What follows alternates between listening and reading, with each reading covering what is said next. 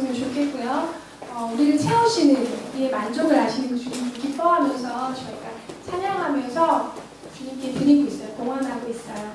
네, 말씀을 오늘 전하겠습니다. 오늘의 본문은 본문이 두 개가 있어요. 오늘은 두 본문이 있는데 첫 번째 본문부터 우리 먼저 읽겠습니다. 마가복음 15장 1절부터 27절까지 너무 길은 것 같아서요. 일단 21절부터 32절까지 읽겠습니다. 15장 마가복음 강해가 계속되고 있죠. 마가복음 15장 21절부터 32절까지 같이 읽겠습니다. 시작. 사람 시몬이 수로를 나와서 조사하는데 그들을 억지로 같이 가게 하여 예수의 십자가를 주고 예수를 끌고 골고다 하는 곳에 이르러 모자를 담는 돈을 주었으나 예수께서 받지 아니하시니라. 십자가에 못 박고 그곳을 나설 때 누가 어느 것을 받을까 하여 제비를 걸더라. 해가 삼십날 되어 십자가를 못 박으니라. 그 위에 있는 제비에 유대인의 왕이라 썼고 강도들을 예수와 함께 십자가에 못 박으니 하나는 그의 우편에 하나는 좌편에 있더라. 지나가는 자들은 자기 머리를 흔들며 예수를 모욕하여 이르되 성전을 헐고 사흘에 짓는 자는 자여 내가 너를 구원하여 십자가에서 내려오라고. 그와 같이 세리사람들도 서기관들과 함께 희롱하여 서로 말하되 그 사람은 구원하였으되 자기는 구원할 수 없도다. 이스라엘의 왕 그리스도가 지금 십자가에서 내려와 우리를 보고 미시하였으리라 하며 함께 십자가에 못 박힌 자들도 예수를 욕하더라. 아멘. 여기까지 있습니다. 마가복음 19절인데요. 오늘이 마가복음 강의 마지막 날입니다. 4월은 고난주간이 있었고요. 또 그 이후에 부활주일이 있었습니다. 얼마 전에 부활주일을 기념하며 예배하고 또 그런 주님의 다시 부활하신 것을 기뻐하는 시간이 되겠죠. 오늘은 마가복음 강해를 마지막으로 마무리하면서 좀 미진한 부분이 있어서 마가복음에서 복음서에서 다루고자 하는 메시지의 좀 미진한 부분 한 부분을 더 다루고 말씀을 이 마가복음 강해를 마치려고 합니다. 십자가 사건은 사복음서에서 가장 중요한 사건이고 사복음서에서뿐만 중요한 것이 아니라 인류에게서 굉장히 중요한 사건이죠. 그 십자가의 주인공은 예수 그리스도이십니다. 그런데요, 우리가 예수 그리스도의 중심으로 지난주에 또 그 이전에 이 복음서를 많이 살펴봤습니다. 그런데 오늘은 주인공은 아니지만 직접 죽으셨던 예수 그리스도, 부활하셨던 예수 그리스도는 아니지만 그 주변에 있었던 또 우리의 어떤 부분, 우리 인간의 모습을 투영하고 있는 어떤 인간 문상을 두 부류의 사람들을 저희가 좀 살펴보려고 합니다. 한 명은 빌라도고요. 그 두 번째는 두 강도, 십자가에서 예수님 좌와 우로 옆에 달린 두 강도를 그들의 삶과 반응을 좀 살펴보기를 원합니다. 첫 번째로 빌라도를 좀 살펴보기를 원합니다. 사도신경 아시죠? 본디오 빌라도에게 고난을 받으사 십자가에 못 박혀 죽으시고 그 본디오 빌라도가 성경에 등장합니다. 마가복음 15장에도 등장하고요. 저희가 읽었던 본문에도 그 이전의 본문에 15장에 등장을 합니다. 빌라도는 AD 26년에서 36년에 유대의 총독이었습니다. 로마에 의해서 인정을 받은, 그래서 파견을 받은 가이사에게, 로마의 황제에게 파견을 받은 유대의 총독이 빌라도였습니다. 빌라도는 그러니까 유대의 총독은 상당히 많은 권력을 갖고 있어요. 이를테면 유대인들의 사형 집행권, 대제사장이나 서기관들이 예수님을 반역죄로 고소한 거잖아요. 그런데 대제사장에게는 사형을 집행할 수 있는 권한이 없어요. 사형을 언도할 수 있는 그런 권한이 없었고 유대 총독이었던 빌라도에게 그 권한이 있었습니다. 그리고 지방 법원의 결정권, 대제사장들이 임명하는 권, 임명권, 그러니까 유대 총독이었던 빌라도에게 그 당시 굉장히 많은 종교, 사법, 군사, 정치에 많은 권력들이 있었습니다. 성경도 그렇고 고대 문헌에는 빌라도를 좀 탐욕이 많은 자, 뇌물을 많이 받았대요. 뇌물을 좋아하고 신을 모독하고 불공평하게 재판을 교환하는 자라고 기록하고 있습니다. 오늘의 본문에 보면 15장을 다 읽기는 너무 시간이 많이 걸려서 다 읽지 않았는데 이제 대제사장들과 서기관들과 병사들에 의해서 예수님이 잡혀오십니다. 그래서 빌라도 앞으로 데리고 갑니다. 스스로를 유대인의 왕이라고 했습니다. 이 사람 이제 사형을 엄도하십시오. 대제사장과 서기관들이 군중들도 말할 것도 없이 빌라도를 압박합니다. 사형하시 죽이라. 계속 그 군중 심리 아시죠? 군중들이 엄청나게 성난 군중들이 지금 6월절쯤에 모였는데 계속해서 예수 그리스도를 못 박으라고 지금 빌라도에게 압박을 가합니다. 그런데 빌라도는 자세히 성경을 보신 분들, 사복음서를 자세하게, 이 십자가 사건을 아주 자세하게 관찰하신 분들은 아시겠지만 빌라도가 예수 그리스도의 처형에 적극적이지 않아요.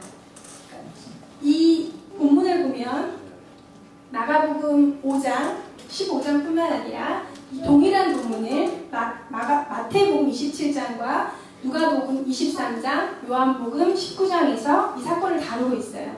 빌라도에 의해서 사형을 언도받는 과정을 다루고 있는데 빌라도는 예수 그리스도가 처형되는 것을 사실 원치 않았습니다. 빌라도가 끌려온 예수 그리스도에게 묻습니다. 네가 유대인의 왕이냐? 주님 대답하지 않으세요.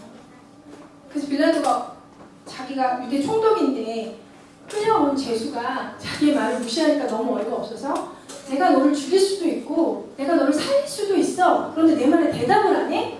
이렇게 빌라도가 예수님께 묻습니다. 그래서 예수님이 너무나 당당하게 나를 죽일 수 있는 권한이 하늘로부터 오지 않으면 너는 나를 죽일 수 없다 라고 당당하게 말하세요.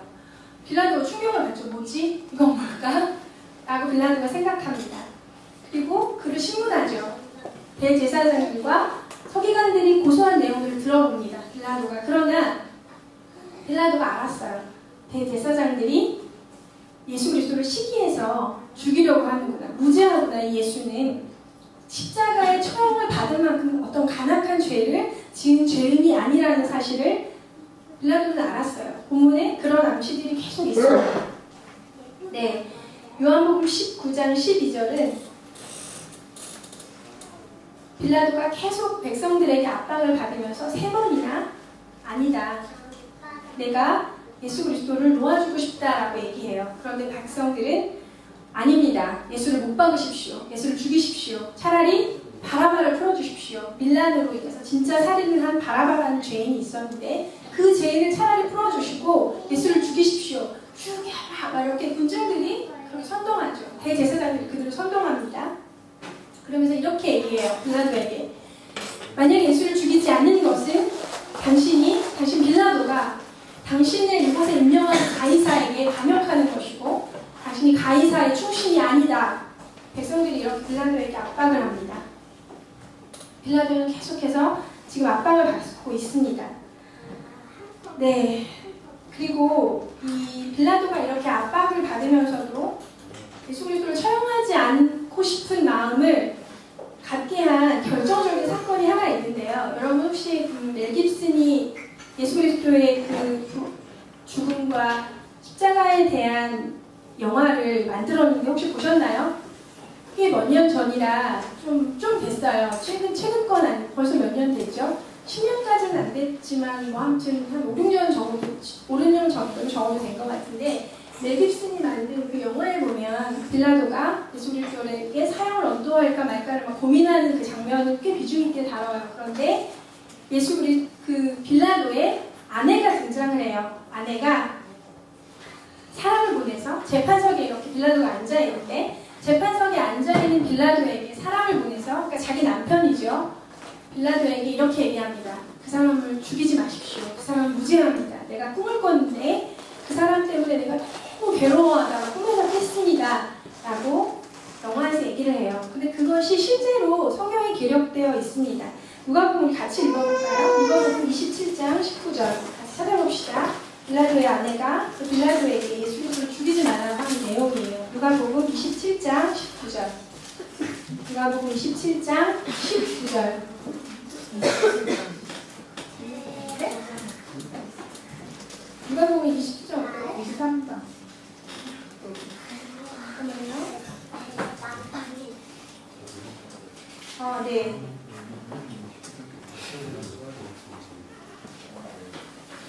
네, 맞아요. 19절. 마태복음인 것 같아요. 죄송합니다. 마태복음 27장 19절이에요. 네, 마태복음 27장 19절. 네, 마태복음 27장 19절 다 찾으셨나요? 네, 읽어봅시다. 소금이 재판자리에 앉았을 때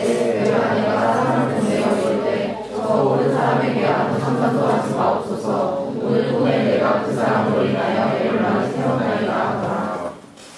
네, 이게 빌라도의 아내가 그의 남편 유대의 총독이었던 빌라도에게 사람을 보내서 했던 내용을 기록한 부분입니다. 빌라도는 예수 그리스도가 무죄하다는 사실을 알았고 아내의 그런 간곡한 부탁도 있었고 아무리 봐도 그가 그렇게 십자가형에 처할 만큼 엄청난 죄를 짓지 않았다는 사실을 알고 있었습니다. 그런데 결국 빌라도가 사형을 언도하죠. 역사적 사실로 여러분 알고 계시죠? 사도신경도 그렇게 기록하고 있고 모든 역사가들은 빌라도에 의해서 예수 그리스도가 사형을 언도받았음을 기록하고 있습니다. 빌라도는 그런 마음의 갈등과 고뇌가 있었음에도 불구하고 성난 군중들을 이길 수 없었습니다.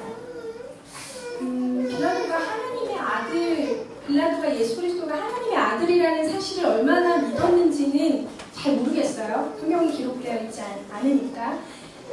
그런데 전승에 의하면, 고대 문헌에 의하면 그의 아내, 빌라도의 아내가 예수 그리스도를 따르던 귀부인 중에 하나였다는 전승이 있어요. 그러니까 아마 아내를 통해서 들었을 수 있을 가능성이 아주 높습니다. 확언할 수는 없지만 그는 예수 그리스도가 비범한 인물이 아니라는 것도 알았고 반역자가 아니라는 것도 알았습니다. 그러나 그가 만약 예수 그리스도를 그래서 놓아주었다면 그는 정치적으로 위기를 겪었을 것입니다. 반역자까지는 아니더라도 가이사에 대한 충성을 의심받았을 거고 정치적인 입지가 좁아졌을 겁니다. 빌립보 참 나오는데 빌라도가 그를 성난 군중들을 두려워했다고 성경은 기록하고 있어요. 왜 두려워했을까요?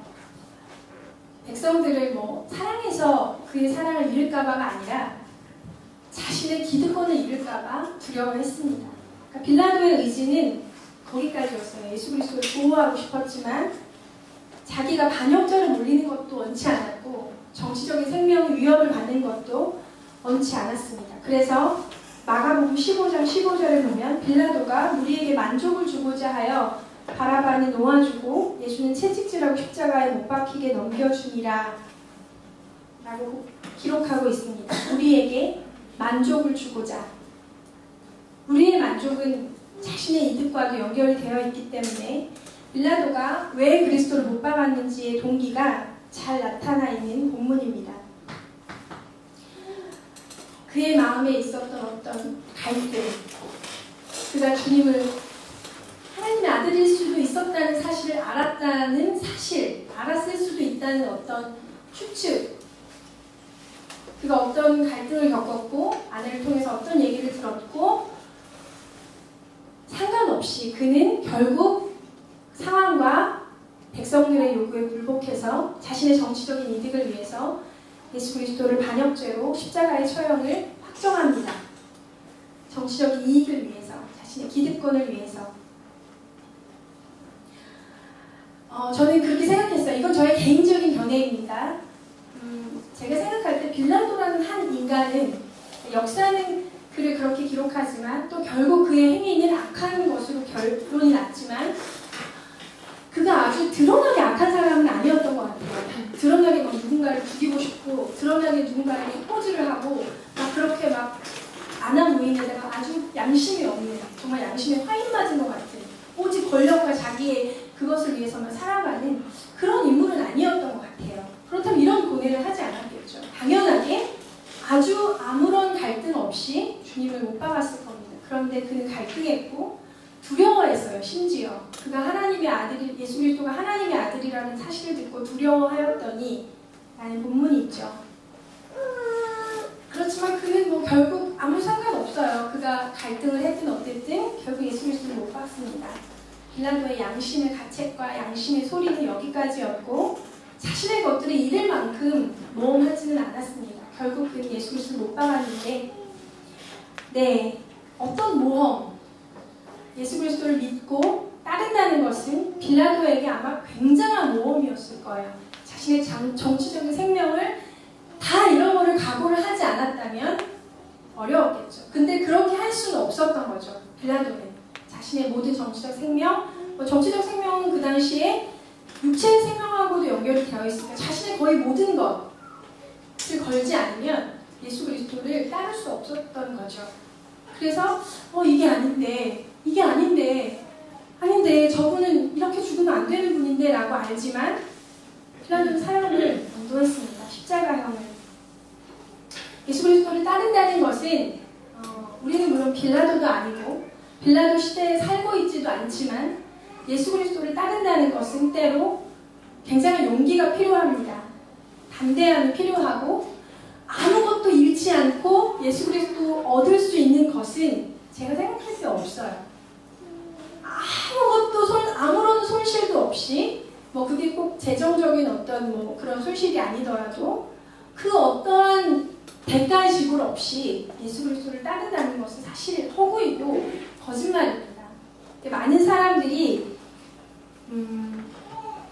늘 그런 건 아니죠. 우리가 매일매일 그러진 않아요. 매일매일 예수 그리스도로 인해서 우리가 지금 사우디에 살고 있는 것도 아니고 이란에 살고 있는 것도 아니기 때문에 매일매일 예수 그리스도를 따른다고 불이익을 당하진 않지만 예수 그리스도를 따르는 것은 이 시대에도 어떤 대가를 지불하는 것이 필요합니다. 제가 가끔 그런 얘기를 들어요. 회사에서 얘기들을 제가 자주 듣는데 회사에서 어떻습니까? 어때요? 라고 제가 자주 묻는데 그 팀에서 자기 밖에 예수를 믿는 사람이 없대요. 그래서 시기도 하는 것도 굉장히 불편하대요. 어떤 때만 눌려서 이렇게 눈을 이렇게 한번 하면서 속으로 예수 그리스도의 이름으로 감사합니다. 이러면서 시기도를 마치신대요. 그래서 내가 나의 믿음 없음을 정말 괴로워하지만 자기가 만약 예수 그리스도를 믿는다는 걸 커밍아웃하면 그 눈초리, 그 쏟아부어진 눈초리, 자기를 또 만만하게 보지 않을까. 그리고 이렇게 막 살면 안 되고 이런 불이익이라든가 이런 어떤 마음에 눌림이 있다는 거예요. 그래서 아주 조용하게 아무도 듣지 못하게 아무도 알 수 없이 이렇게 눈을 감는 듯 마는 듯 예수 그리스도 이름으로 감사하며 기도했습니다라는 시기도를 하신다는 슬픈 얘기를 제가 들었습니다. 네, 참 마음이 아파요. 세상 속에서 정죄하고 싶은 생각은 전혀 없어요. 세상 속에서 주님을 믿고 따라 산다는 것은 쉽지 않습니다. 그리고 지금처럼 이제 반기독교적인 정서가 계속 증가되고 있는 이런 사회적 분위기에서 내가 예수 그리스도를 믿습니다라고 공언하는 것은 정말 쉽지 않아요. 그러니까 제가 직접 아는 사람은 아닌데 뉴욕에서 미술을 공부하는 한 청년이 있어요. 제가 아는 목사님의 제자가 뉴욕에서 미술을 공부한다고 해요. 근데 이제 몇 년 만에 공부를 하다가 이렇게 한국에 들어와서 목사님에게 이렇게 기도를 부탁하더래요. 목사님, 제가 이번에 저희 학교에 무슨 아트 스쿨에 돌아가서 제가 예수님을 믿는다는 사실을 커밍아웃 하려고 합니다. 저를 위해서 기도해 주세요. 막 이렇게 얘기를 한대요. 그래서 아니 무슨 동성애자도 아니고 동성애 커밍아웃 하잖아요. 아니 무슨 동성애자도 아니고 네가 예수를 믿는다는 사실을 커밍아웃이나 해야 되고 네가 그렇게 떨고 긴장하는 게 난 이해가 안 되는데 왜 그러니? 라고 그 목사님이 물었더니 저희 아트스쿨에서 예수를 믿는다는 것은 동성애자보다 더 낮은 그런 그런 입지가 있다는 거예요. 동성애자보다도 더 떨어지는 어떤 우리가 예수 그리스도를 믿는 덜 떨어진 좀 약간 모질한 이런 족속으로 자기가 취급이 된다는 거예요. 그러니까 그렇잖아요. 요즘 미술계도 죽음을 찬양하고 악마적이고 더러운 것들을 숭배하고 이래야 예술성이 있다. 뭐 죽음과 그 피폐한 그 썩어져가는 막 시체를 막 찍고 뭐 이렇게 해골에 막 다이아몬드를 박아서 엄청난 미술품이라고 엄청난 예술품이라고 그러는 분위기에서 예수 그리스도를 따른다는 것은 너무 바보 같고 덜 떨어진 그 부류의 한 족속의 한 명이라는 거죠. 그래서 그를 위해서 미국에 있는 그 아트스쿨에 다니는 미술을 전공하는 그 제자를 위해 저희 그 목사님이 간절하게 기도하셨다고 해요. 결국 커밍아웃을 했다는데 네 그렇습니다. 제가 어느 날 기도 모임을 하고 있었는데 유난히 그날따라 저희 성도들이 너무 어깨가 무겁고 지쳐있고 무력해 있다는 느낌, 너무 시달렸구나라는 느낌이 들어서 제가 기도회를 하다가 중단하고 물었습니다. 혹시 여러분들이 매일 일상이 이루어지는 그런 공간에 뭐 직장인들은 회사겠고 학생들은 캠퍼스에 자신의 그 클래스겠죠, 과겠죠. 그런 공간에서 혼자 예수를 믿는 사람이 있나요? 라고 했더니 한 명을 빼고 들었나? 다 들었나? 그랬어요. 한 8명 정도 있었는데 그래서 제가 굉장히 충격이었어요. 그렇다면 주님을 따른다는 것이 이 시대의 정신과 흐름에 너무 맞지 않는 이런 시대에 주님을 온전히 따른다는 것은 굉장히 쉽지 않겠구나. 그래서 성도들을 위해서 제가 더 많이 기도해야 되겠다는 마음이 들었습니다. 한 형제가 있어요. 주님 되게 사랑하는 형제입니다. 회사에 들어갔고 회사에서도 열심히 일해서 꽤 회사에서 인정받는 형제였어요. 재능이 있는 그 일에. 근데 그래서 거기 팀장님인지 사장님인지 그 상사가 어떤 다른 새로운 일을 추진하는 일에 그 형제를 추천을 하는 거죠. 새로운 일은 굉장히 이게 돈 되는 일인데 이 사업을 네가 담당해봐라 라고 이렇게 콜링을 해요. 근데 그 사업이 알고 보니까 굉장히 불법적인 일이었어요. 이 사회에 법을 어긴 것뿐만 아니라 굉장히 좋지 않은 어둠의 일들이었어요. 그 형제가 굉장히 갈등합니다.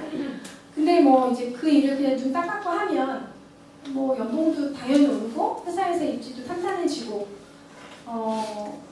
그런 일이었어요. 그런데 도저히 자기가 예수 그리스도를 따르는 사람으로서 그 일을 할 수가 없었다고 해요. 그래서 그 일을 그만두고 나옵니다. 제가 엄청 축복해줬어요. 너무 잘했다. 그래, 그런 일을 그만둬야 돼. 너무 잘했어요. 용감하게 회사를 나왔다고 합니다. 뭐 쉬고 있지만 주님이 인도하실 거라고 저는 생각하고요. 더 좋은 일자리를 주실 거고 혹 그렇지 않더라도 그가 주님 앞에 그렇게 드린 예배라고 주님께 드린 믿음의 어떤 표현이라고 저는 생각합니다. 네, 우리는 물론 빌라도가 아닙니다. 빌라도가 아니죠. 그렇지만 빌라도적인 그 어떤 것을 가지고 있을 수 있습니다. 여러분, 세상에서 살 때 내가 혹시 예수를 믿기 때문에 뭘 잃어버리지 않을까? 라고 지나치게 계산을 하는 것 주님 슬퍼하십니다. 오늘의 이 사건 예수 그리스도가 십자가에서 죽으셨죠. 우리를 위해서 전부를 내어주셨는데 우리는 그분을 위해서 아무것도 잃어버리고 싶지 않아 한다면 주님 그분이 슬퍼하시고 또 우리가 정말 진정으로 그분을 따르는 사람인가를 자문해 봐야 할 것입니다. 네, 빌라도로 넘어가겠습니다. 두 번째로 2명의 강도가 십자가 사건에 등장합니다. 저는 이 강도가 굉장히 인상적이었어요. 2명의 강도가 등장합니다. 마가복음 15장 27절에는 아주 간단하게 같이 볼까요? 네, 마가복음 본문으로 돌아가서 마가복음 15장 27절을 그 한 절을 같이 읽어봅시다. 시작. 그들을 예수와 함께 십자가에 못 박으니 하나는 그의 우편에 하나는 우편에 있더라. 네, 마가는 이 강도를 그냥 이렇게 딱 한 절로 완벽하게 정리했습니다. 하나는 예수님 중앙에 계시고 하나는 좌편에 하나는 우편에 죽었다. 그냥 아주 깔끔하게 아주 간단하게 한 줄로 정리했는데 누가는 달랐어요. 누가는 이 두 강도들의 얘기를 따로 떼서 하나의 에피소드로 구성합니다. 누가복음을 같이 읽어볼까요? 네, 이번에는 맞을 거예요. 누가복음 23장 39절부터 43절. 누가복음 23장 네, 몇 절 되지 않아요. 누가복음 23장 39절부터 43절까지 읽어봅시다. 시작. 다른 학자 중 하나는 비방하여 이르되 내가 그리스도가 아니냐 너와 우리를 구원하라 하되 하나는 그 사람을 꾸짖어 이르되 내가 비난한 정죄를 받고서도 하나님을 두려워하지 아니하느냐 우리는 위대한 하나님의 상당한 보응을 받는 것이니 이에 당연하거니와 이 사람이 행한 것은 옳지 않은 것이 없느니라 하고 이르되 예수여 당신의 나라에 임하실 때 나를 기억하소서 하니 예수께서 이르시되 내가 진실로 내게 이르노니 오늘 내가 너와 함께 낙원에 있으리라 하시니라. 네, 아시겠죠? 한 명이 왼쪽에 오른쪽에 달려서 이런 대화가 오고 갔다는 것을 누가가 자세하게 비교적 자세하게 기록했습니다. 십자가형은 바사, 그러니까 페르시아에서 넘어온 처형 방식이에요. 로마 사람들은 로마의 자유 시민권자들에게는 이런 방식으로 처형하지 않았어요. 왜냐하면 너무나 참혹한 사형 방식이기 때문에. 우리나라의 지금 사형 방식은 그냥 이렇게 밧줄에 목을 매서 스위치를 내리면 그래서 이렇게 허공에 달려서 죽는, 그러니까 굉장히 인도적이죠. 그 사형 방식. 사형 자체가 인도적인 건 아니지만, 그런데 이 십자가형은 인간을 죽일 수 있는 가장 참혹하고 처참한 방식이었습니다. 십자가의 그 고통이 한순간에, 그냥 한순간에 죽으면 참 좋은데 죽기 전에 채찍질을 당해요. 그러니까 채찍질만으로도 사람이 죽기도 하는데 채찍질을 당하고 십자가를 자기가 집어 올라가서 그 언덕에서 못이 박힙니다. 그러면 극도의 고통, 죽죠. 극도의 고통, 호흡곤란 이렇게 십자가에서 달릴 때 세 곳에 못을 박잖아요. 양 팔과 다리에 못을 박아요. 그러니까 이 세 점으로 자신의 몸의 무게를 지탱하는 거죠. 그러니까 몸이 막 찢어져 내리고 호흡의 곤란이 옵니다.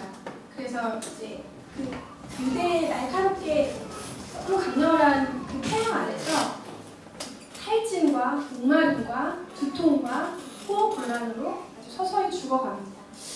그래서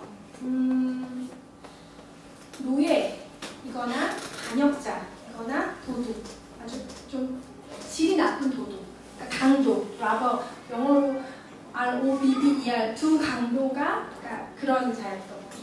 나쁜, 질이 나쁜 그런 강도였어요. 그냥 종도둑은 이렇게 처형하지 않아요. 근데 질이 나쁜 강도였던 거죠. 그래서 3명, 예수님 중앙에 2명의 강도가 양옆에 달려있는 상황입니다. 누가는 이 대화를 되게 자세하게 기록했어요. 한 강도가 십자가에 달려서 예수님을 비방합니다. 네가 예수 그리스도, 네가 그리스도라며, 네가 메시아라며, 그럼 우리를 구원해봐. 너를 구원해보든지. 비방하죠. 악에 바쳐서 죽음의 바로 직전이었으니까 그 극심한 고통 속에서 악에 바쳐서 예수님께 그렇게 악다구니를 쏟아냅니다. 그런데 한 강도는, 다른 강도는 그를 꾸짖으며 이렇게 얘기합니다. 네가 지금 동일한 정죄를 받고서도 하나님을 두려워하지 아니하느냐? 우리는 우리가 행한 일에 상당한 보응을 받는 것이 당연한 것이지만 이 사람이 행한 것은 옳지 못한 것이 없다. 그리고 예수님을 바라봅니다. 그를 꾸짖고 나서 너는 네가 잘못해서 네 죄의 대가로 지금 십자가에서 죽고 있는 거야.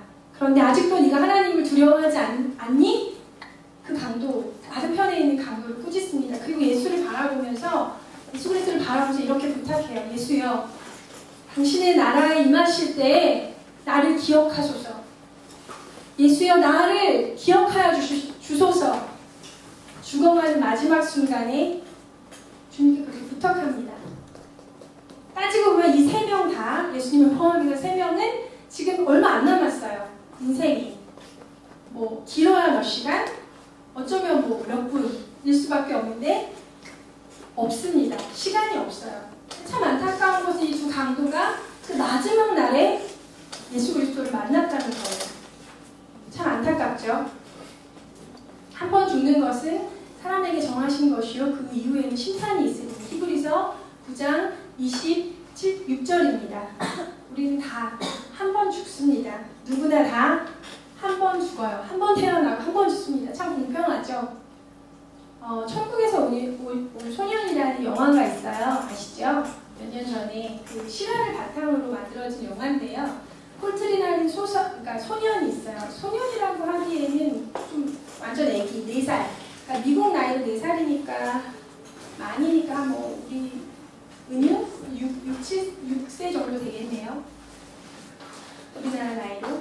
거기에 콜튼이라는 4살 된 소년이 복막염인가요? 급성 복막염으로 인해서 출혈이 너무 과다하고 이래서 죽음의 문턱에 갑니다. 수술대에서 죽어가다가 진짜 죽었죠. 죽어서 잠시 그의 영혼이 천국에 갔다 온 얘기를 콜튼이라는 얘기가 해요. 처음에 많은 사람들은 얘가 무슨 어린애가 상상력으로 꾸며낸 얘기인가? 너무너무 이상해서 그걸 믿지 않았는데 그 목사였던 아버지는 그 얘기를 듣고 이거는 4살짜리 아이가 꾸며낼 수 있는 얘기가 아니고 그가 봤다는 죽은 누이, 그가 봤다는 할아버지 의 인상착의와 얼굴 모습, 대화들을 얘기하는 걸 보고 그 아버지 목사가 이것이 꾸며낼 수 있는 얘기가 아니라는 사실을 알게 됩니다. 그런 내용의 영화인데 한번 보세요. 되게 액티브하고 그런 영화는 아니지만 굉장히 삶에 대해서 죽음에 대해서 진지하게 생각해 볼 수 있는 영화를 추천하고 싶습니다. 그런데 이 목사라는 직업을 가진 아버지가 어느 날 그 도입부에 그런 장면이 있어요. 전화를 받고 나갑니다. 목사라는 직업은 사람들의 어떤 인생의 중요한 순간을 같이 할 수 있는 은혜를 누려요. 참 감사하죠. 그런데 좋은 순간은 말고 기뻐하는 건 자기들끼리 이렇게 많이 파티하고 이제 어려울 때 주로 목사가 필요합니다. 어려울 때 사역자가 기도해주고 섬겨주고 격려해주는 게 필요해요. 그런데 그날도 그 목사님에게 다급한 전화가 옵니다. 어떤 할아버지가 죽음을 앞두고 죽기 직전에 임종의 순간이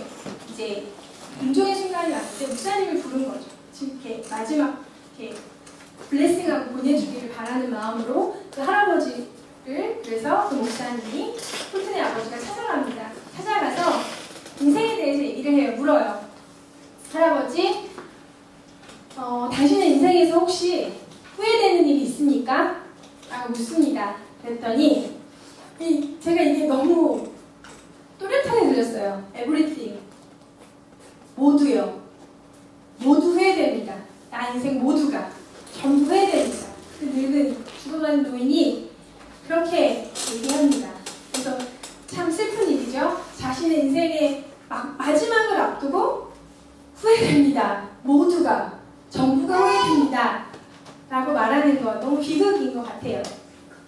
네, 생의 마지막 순간 하나밖에 없는 생명, 목숨이 이제 사그라들고 있을 때 많은 사람들은 그 순간만큼은 자신의 삶을 돌아볼 수 있을 것 같아요. 아주 급사하지 않는 경우는, 갑자기 어떻게 죽지 않는 경우에는 예고된 죽음이라면 자신의 삶을 돌아볼 수 있겠죠. 그래서 다른 얘기인데 제가 어느 날 되게 웃었던 일이 있어요. 저희 큰아이와 작은아이가 9살, 7살인데 집에서 딱지치기를 되게 열심히 해요. 틈만 나면 딱지치기를 하거든요. 고무 딱지 이만한 큰 거 있어요. 소파가 맨날 고무 딱지판이에요. 근데 제가 너무 그 소파 밑에 앉아있다가 너무 웃었어요. 저희 은유가 7살이니까 딱지치기를 잘 못하잖아요.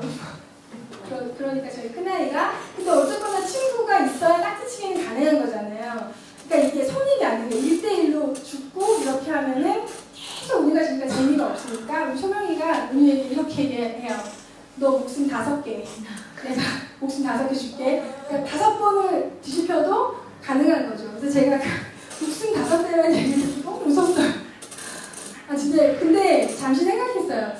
진짜 목숨이 5개면 우리 인생의 기회가 5개 얼마나 좋을까. 이렇게도 살아보고 저렇게도 살아보고 이때 실패를 이렇게 만회해보고 이 남자랑 결혼해보고 저런 사람도 살고 여기서도 살고 그때 잘못한 그 실수를 이 인생에서는 안 할 수 있다면 우리 얼마나 좋을까요? 근데 너무 공평하게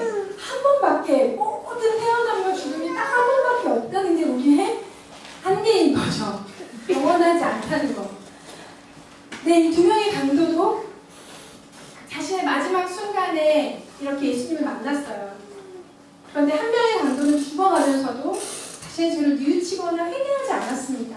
회개는 토를 예수를 조롱하죠. 비난하고 분노합니다. 박효진 장로님을 아시나요? 박효진 장로님 되게 유명하신 분이신데 그분이 교도관이세요.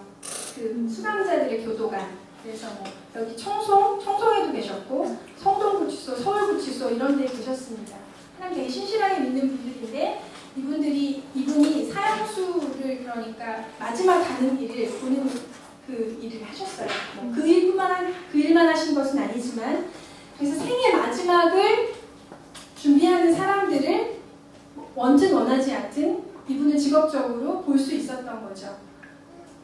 근데 마지막까지 사회를 욕하고 자신을 길러줬던 어머니를 욕하고 자기를 힘들게 했던 그 누구를 욕하고 죽는 그런 사형수도 있다고 해요. 욕을 하면서 분노하고 세상을 저주하면서 죽는 사람도 있고 또 예수를 믿기 전에 흉악한 죄를 지었지만 제가 조금 이따 얘기할 건데 마지막 순간에 거의 인생의 마지막 순간에 사형을 얻어맞고 나서 예수 그리스도를 믿게 되는 그래서 마지막 가는 길을 죽음을 두려워하지 않고 축복하고 자신의 삶을 집행하는 사람들에게 자기처럼 살지 말기를 바라고 예수 그리스도를 다 믿었으면 좋겠다고 권하고 그렇게 마지막에 아름답게 죽는 그런 사람도 있다고 합니다.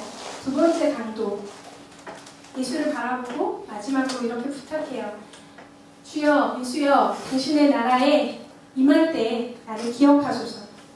주님이 대답하시죠. 내가 진실로 너에게 이르노니 오늘 네가 나와 함께 낙원에 있으리라. 하나님 나라에 그가 들어가는 것을 허락하신다는 말이죠. 구원을 얻었습니다. 그 두 번째 강도는 아까 잠시 말씀드린 박효진 장로님이 하나님을 고치지 못할 사람은 없습니다라는 책을 쓰셨어요. 홍성산지 두란둥지 그래요. 그런데 한번 시간이 나면 읽어보세요. 아주 순서 잘 읽힙니다. 그분이 간증하는 사람 중에 유두영이라는 사형수가 있었습니다. 유두영.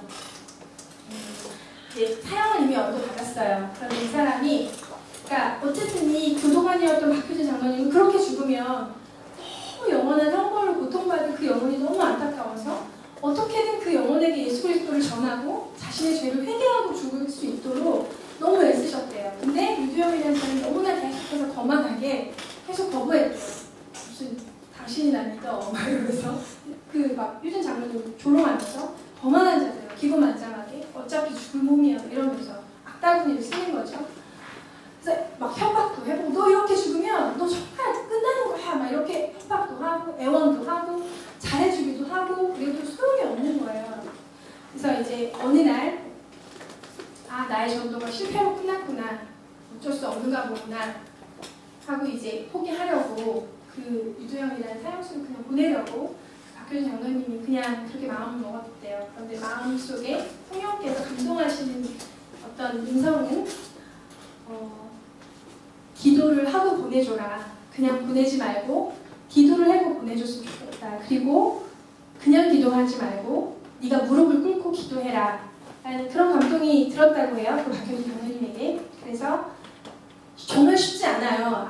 뭐 지금 범죄하신 분들이 없어서 잘 모르시겠지만 저도 범죄 나가서 잘 모르지만 그분들의 말에 의하면 교도관이 사형수나 죄수 앞에서 무릎을 꿇는다는 것은 사실 있을 수 없는 일이래요. 뭐 전혀 그럴 수 있는 분위기도 아니고 그런 사람이 없는 그런 상황인데 어쨌든 박효진 장로님은 그러나 주님의 사람이었기 때문에 그분의 그 주님의 감동을 믿고 무릎을 꿇고 그 유두영이라는 사람을 위해서 기도합니다.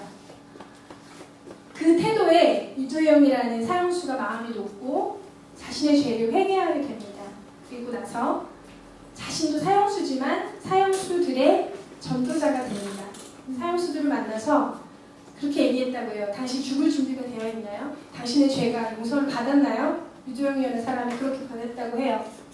그런데 마지막 날 예수님이 용서하셨지만 이 나라의 법은 그를 용서하지 않죠. 죽을 죄를 지었으니까 사형의 집행이 있었습니다. 사형의 집행의 날이 왔습니다. 박효진 장로님과 유두영이라는 사형수가 마지막으로 인사를 합니다. 두영아 잘 가라. 먼저 가. 교장님 그렇게 얘기하셨다고 해요. 유두영 그 씨도 그렇게 얘기했다고 해요. 네, 장로님, 저 먼저 갑니다. 저 먼저 갈 테니 천국에서 만납시다. 네, 마지막 인사 끝났어요. 그 사형을 집행하는 의식이 있다고 해요. 그러면 이제 교도소장이 그가 어떤 뭐 생년월일, 이름, 주소 뭐 이렇게 인적사항을 대고 나서 그의 죄상을 읽는다고 해요. 몇 년도 몇 월 며칠 몇 시 누구누구를 어떻게 하고 어떤 죄상을 쭉 읽어요. 사형에 이를 수밖에 없는 죄들을 쭉 읽습니다. 그게 의식이라고 해요. 그런데 그거를 읽자마자 그 유두영이라는 사람이 수갑을찬 손을 들고 잠시만요, 소장님 이렇게 얘기를 한다고 해요. 그가 이렇게 얘기했다고 합니다. 네, 그 죄를 다 제가 지었습니다. 그러나 그 죄는 하나님을 알기 전에 지은 죄입니다. 제가 하나님을 조금만 더 일찍 알았더라면 그런 죄를 짓지 않았을 것이고 오늘 이와 같이 사형대에 서지 않았을 것입니다. 그러나 저는 그렇지만 늦게나마 하나님을 믿었고 하나님께서는 저의 죄를 모두 용서하여 주셨습니다. 깨끗한 몸과 영혼 그대로 하늘나라에 갈 수 있도록 그 부끄러운 죄상을 잊지 말아 주십시오. 라고 얘기를 했다고 해요. 그리고 마지막 유언으로 이런 얘기를 했다고 해요. 소장님, 소장님, 또 여기 계신 검사님, 제 마지막 부탁입니다. 여기에 계신 모든 분이 제가 믿는 예수님을 믿으시는 것이 저의 마지막 유언입니다. 그렇게 마치고 그가 그의 영혼이 평안한 가운데 하늘나라로 갔다고 합니다. 네, 제가 마지막 십자가형은 아니지만 인생의 자신의 죄로 인해서 마지막을 보내야 하는 사형수들의 그런 사형수들의 얘기를 좀 찾아봤어요. 읽기도 하고 찾아봤는데 유두영이라는 사람의 이 마지막 일이 참 인상적이어서 함께 나누고 싶었습니다. 또 한 명이 있는데 잠시 한 명 얘기만 더 하면 좋을 것 같아요. 이호성이라는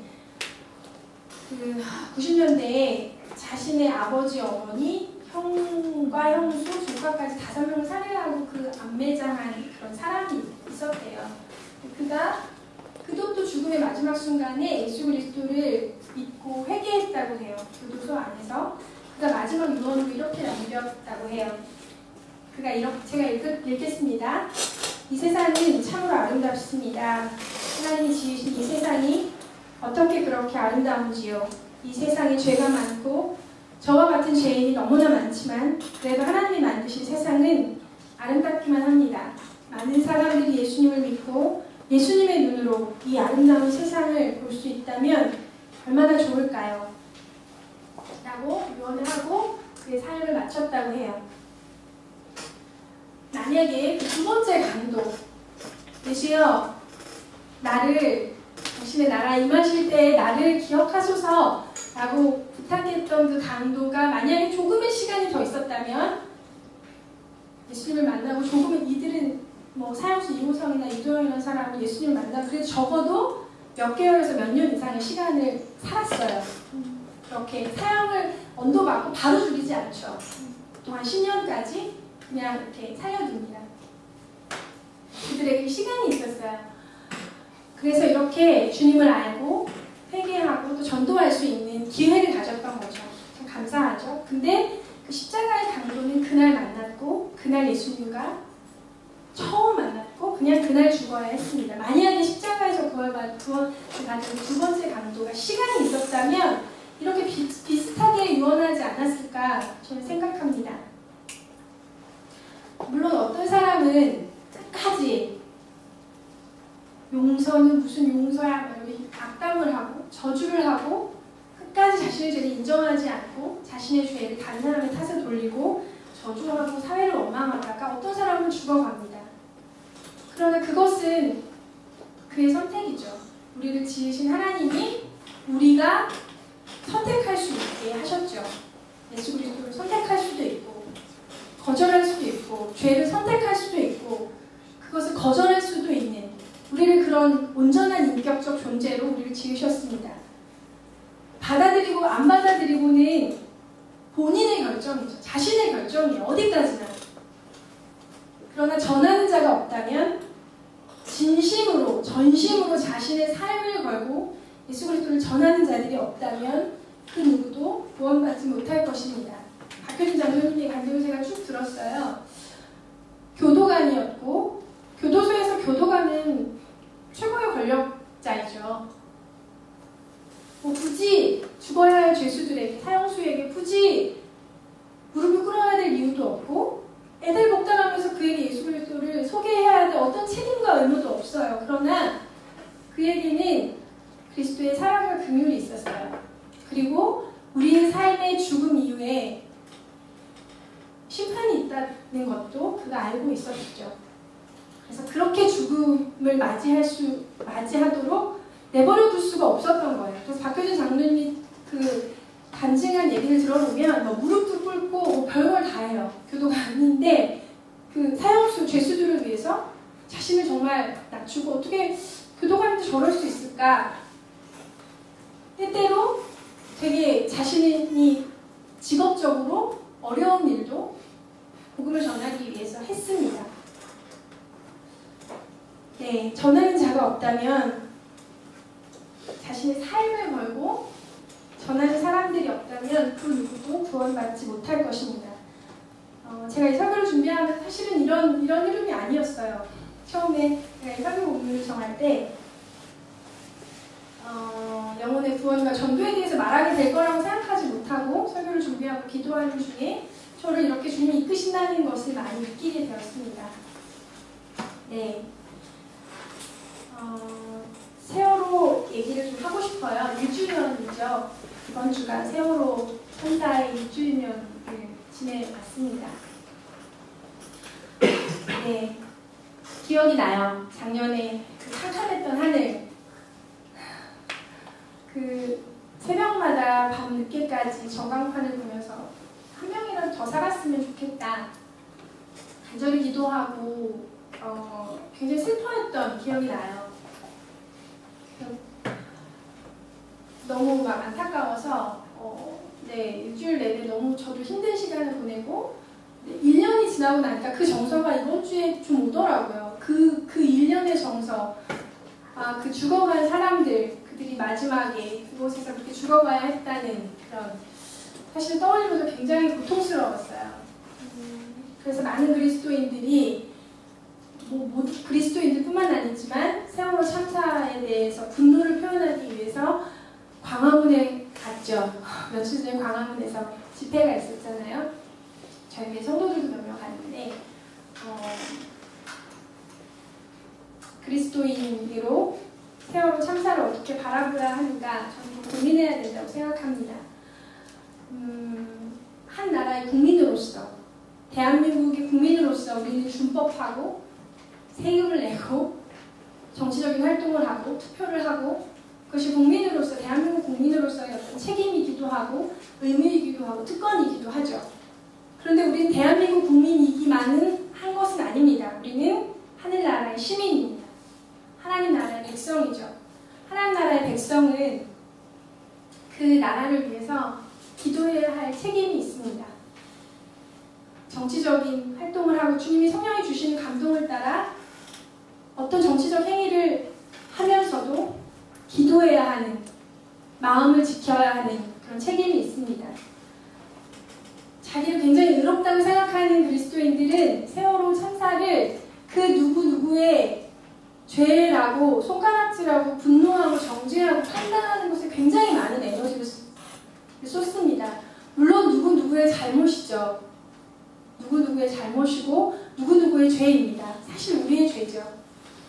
근데 자기는 아닌 것처럼, 자기는 대한민국 국민이 아닌 것처럼 정부를 욕하고 책임자들을 비난하고 자신의 풀어지지 않는 삶의 응어리들을 막 전가해서 분노하고 정죄하고 판단합니다.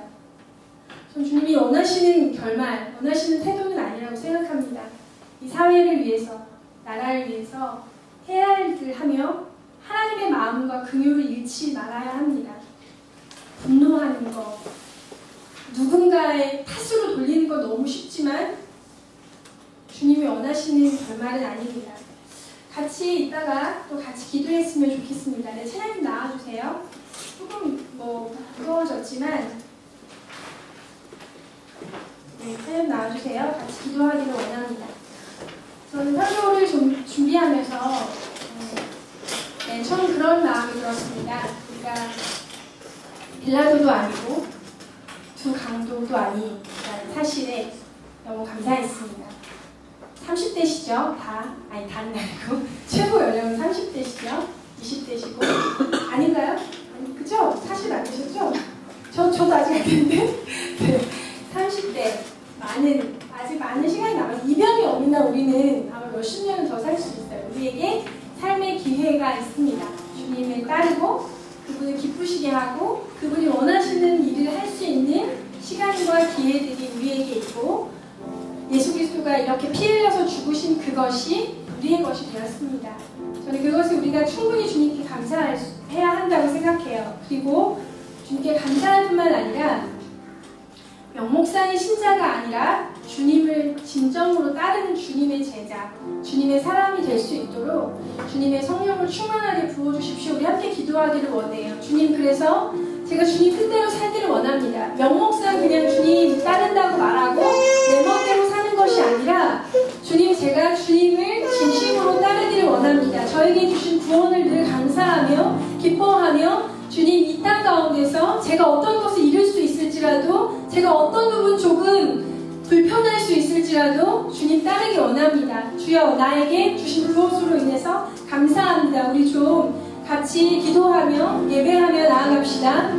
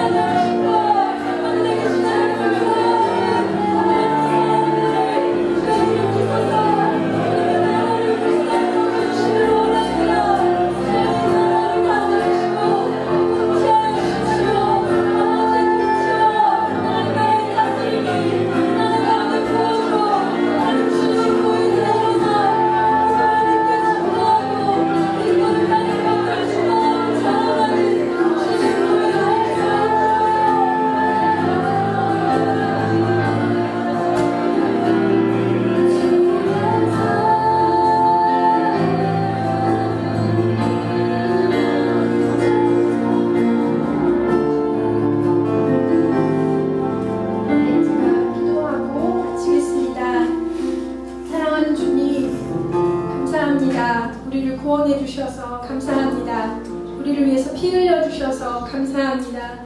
그리고 우리가 범죄하고 넘어지며 실패하고 때로 완악하지만 여전히 우리에게 삶의 기회들을 주시고 다시 회개할 수 있는 기회들도 주시고 순종할 수 있는 기회들도 주시고 다시 주님을 위해서 일어서서 나아갈 시간들을 기회들을 주심으로 인해서 감사합니다. 그 주님의 신실하심과 선하심과 긍휼하심을 감사하며 찬양합니다. 하나님, 우리 성도들이 이 땅에서 그리스도를 따르는 사람들로 살아갈 때 오는 많은 수많은 압박과 시선들로부터 주님 담대하게 하시고 그리스도를 더 사랑함으로 인해서 그런 것이 아무것도 아님을 알게 하여 주십시오. 영혼과 신령의 강건함과 담대함 허락하셔서 그리스도의 사람으로 세상 한복판에, 회사에, 캠퍼스에, 가정에서 서 있게 하여 주십시오.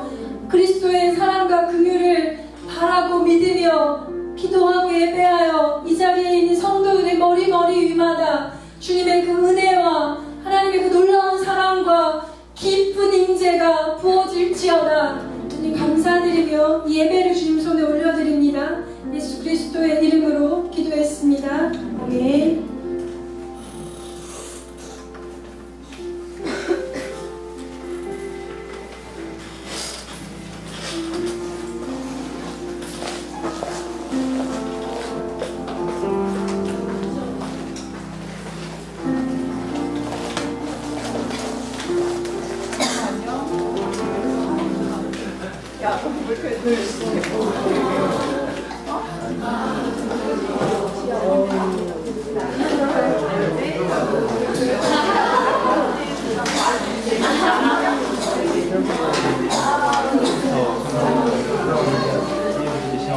시험 준비가 아니었어요.